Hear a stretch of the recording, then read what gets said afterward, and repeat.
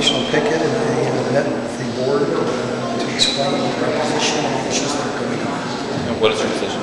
Yeah, so the ATU in 2007 put forward binding arbitration because we believe the citizens of the community need transportation as a vital resource, just like police officers and firefighters, which we entered into binding arbitration. If we're unable to resolve the issues, we would have a third party make that decision that would be final and binding.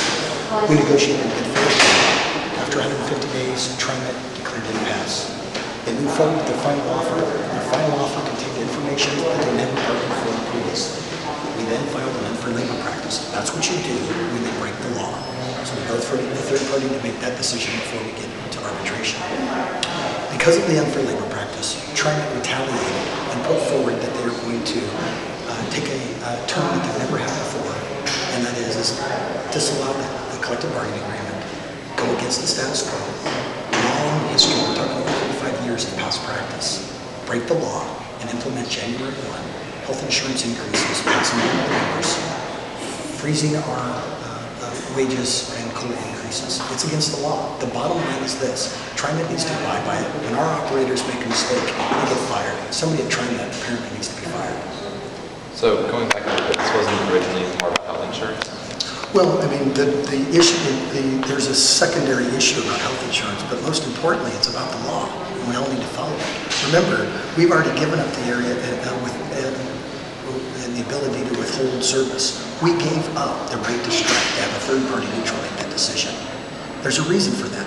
If TriMet wants to break the law, we've got some serious problems. So yeah, there is a part of the dispute is over health insurance, and we've taken less wages throughout the years. We've taken concessions, we've taken rollbacks, we've created two-tier systems. And it's not to say that we're sitting out there thinking we don't think health insurance is costly. We know, we are very aware of health insurance and why we have it. It's why we chose the number one issue and continue to maintain taking less wages throughout the years. Our mechanics make less than, probably over $4 an hour less than our Seattle worker. The reason is because we have insurance. So now that TriMet is in difficult troubles, they want to balance the budget on our members' backs. I think they need to take a look at if they can't currently fund what they have, quit expanding, quit moving out. And that's unfortunate because we are green jobs. We actually should be moving things forward. But we have lines being cut while Mr. McFarland gets bonuses. Mr. McFarland is making more than the President of the United States. Isn't something wrong? So we have retirees that are on a fixed income. January 1 will be faced with a huge cost within their budget. They're fixed income. They have no more money to get. They did their long and faithful service, and TriMet reneged on it. He reneged on the widows. I'm a second generation. My father's one of those who put his time in and is now faced with coming up with whether he's going to be eating properly or paying health insurance. It's unacceptable. We're not going to stand for it. We're going to continue to move forward. Our membership is activated, motivated, and energized. And unfortunately, TriMet's going to recognize the cost of labor relations. We have not went negative with TriMet. We continue to do our job. We continue to act as professionals. We want them to do the same. So to put things in simple terms for our listeners, if you say you have an informational picket downstairs, when people stop by and talk to them, what do they tell them?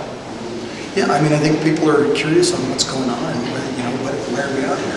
And part of the message is, hey, we're professionals, and if we were striking, those buses would be stopped. But we're not. We're still sending our message. We're still telling people to and we want them to follow the law. It's that simple. Just follow the law. Rescind their implementation and allow the third party to make the decision. TriMet needs to follow the law. Somehow, some way, people have got in their head that they're above it, and they're not.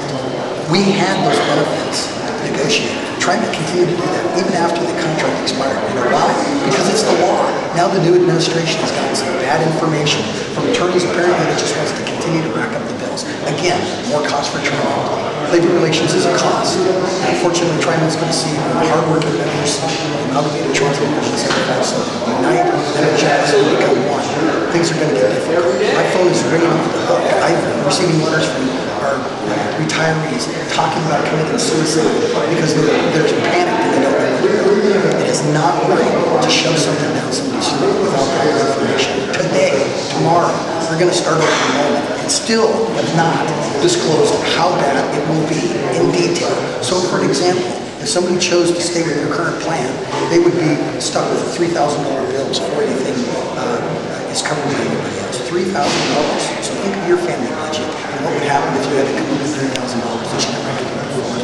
And then we're not talking about those who had the same doctor for the last 30 years that may not be the preferred provider anymore and now cost them 30% on top of that. That's unrealistic. That's unacceptable.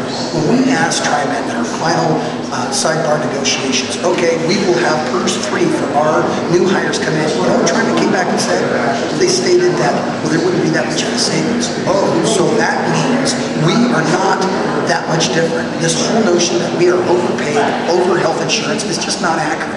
We're right in line with our state and federal workers. We need to continue to maintain the benefits for our members. The last thing you want to do is get on a bus with somebody who made the decision not to go get his eyeglasses checked and because he didn't know if he was going to get it taken care of. It's unacceptable. It's unexcusable. TriMet needs to wake up and follow through.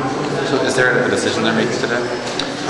Well, the chairman stated that he believes McFarland wants to get back to the table. The most critical piece of that is McFarland needs to rescind his current position, which is, hey, guess what? We know we have a law. Guess what? We know we have a contract, but we're going to break that.